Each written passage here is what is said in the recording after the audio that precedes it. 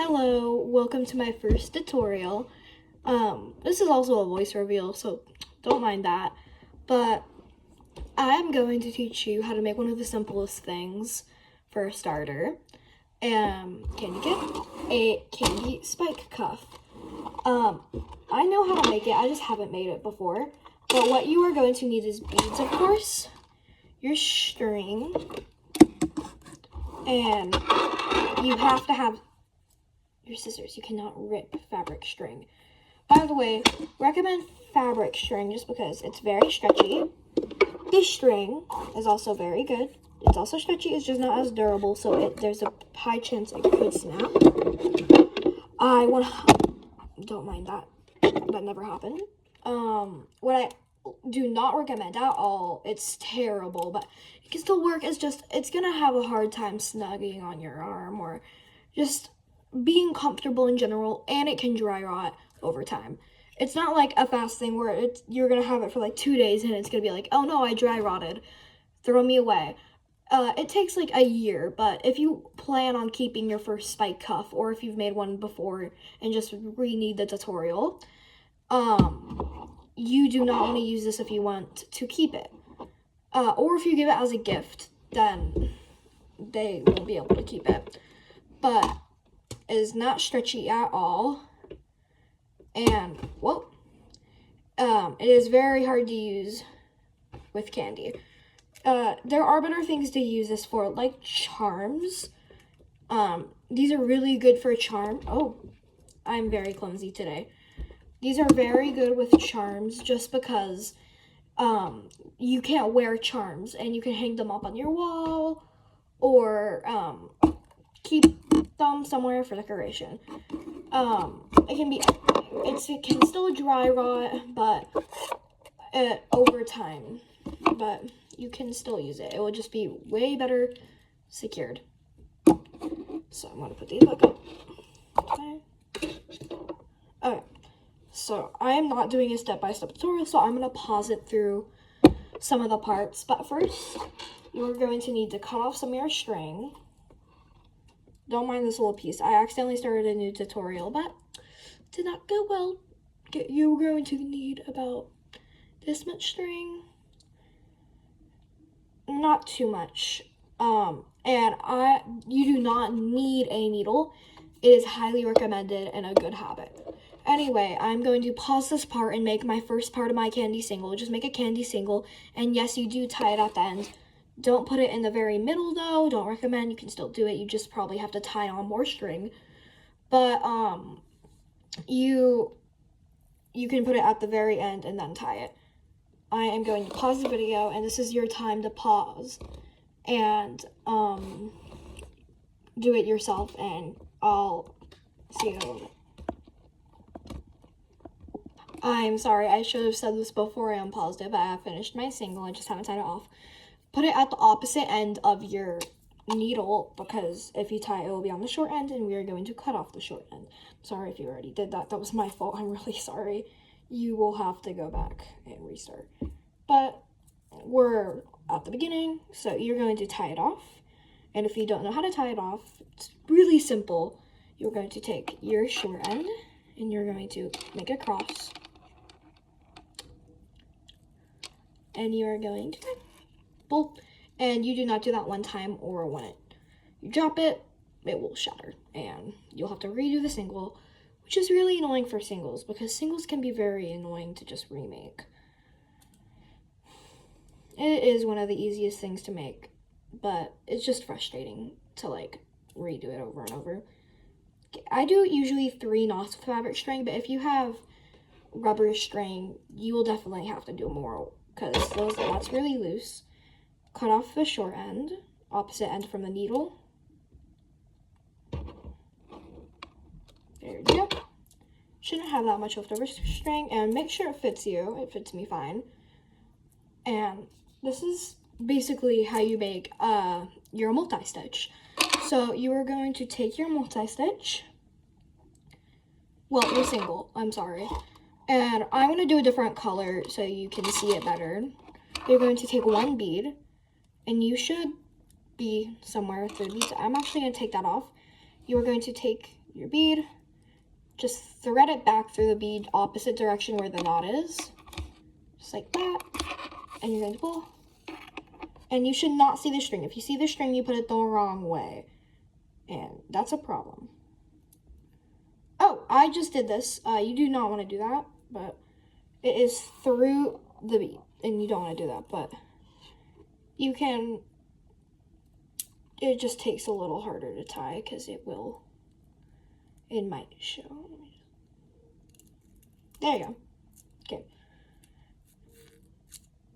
Alright, now it should be completely fine. It shouldn't be really hard like that and you can't stretch it. It should be like that, and it won't break unless you like pull really hard.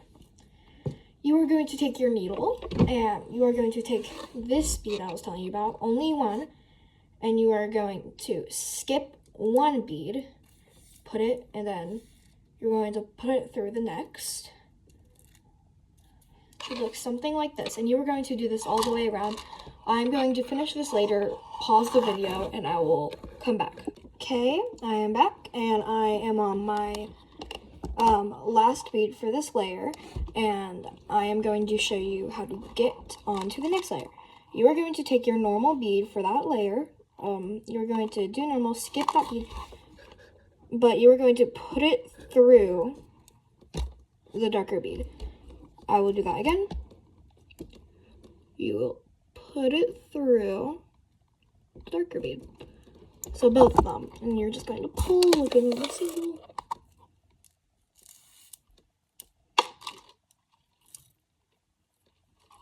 Okay, it doesn't have to like shape its form like that just yet.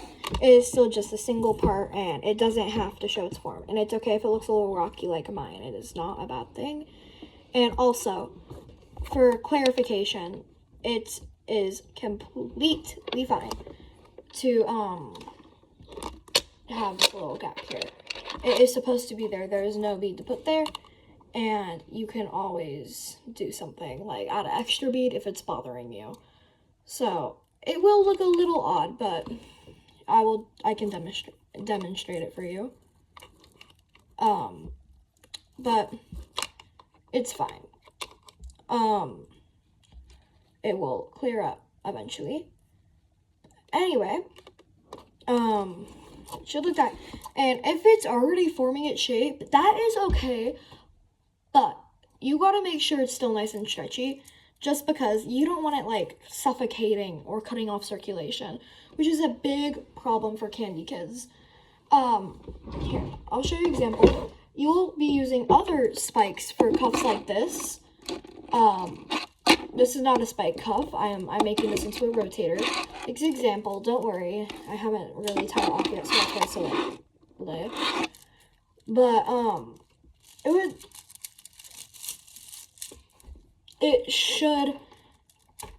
the spikes, you can turn something into this. Also, that you can make it into bigger cuffs. I'm just showing you the mini one, but there are bigger ones. You can make it like up to here for a spike cuff, but this is for a smaller one.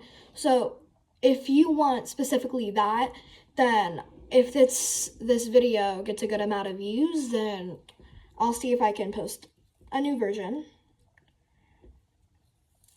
Okay, now you're gonna make sure it's tight, not too tight. And you are going to do the same thing all around.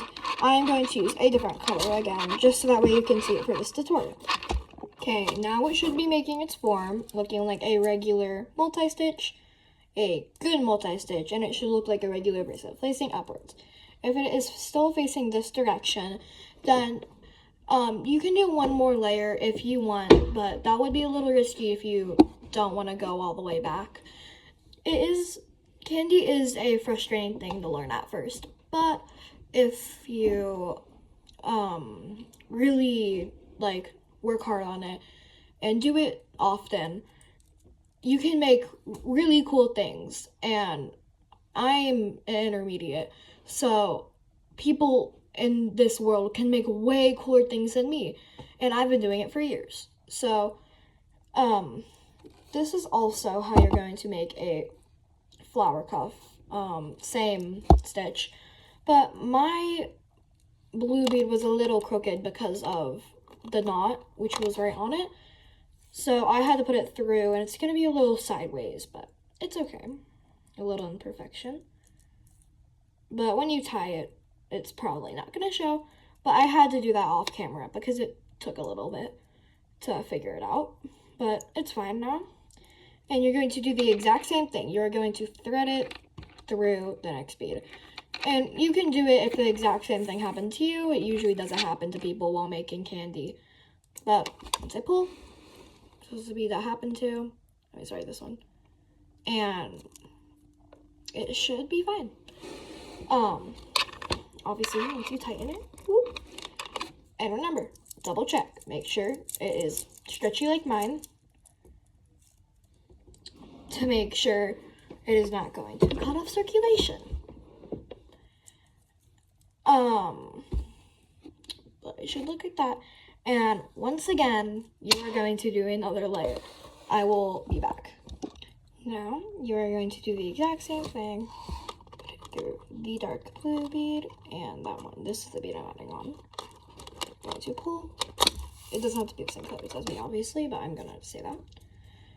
So now you have a flower cuff. We are not done because I'm not doing a flower cuff tutorial, but you can always tie it off and just keep your flower cuff. I am doing a line pattern, so it does not look like a flower. If you look closely, you can kind of see it right there. Right there. But now it definitely should be having its shape like this. And if it does not have its shape, I do think you have a problem.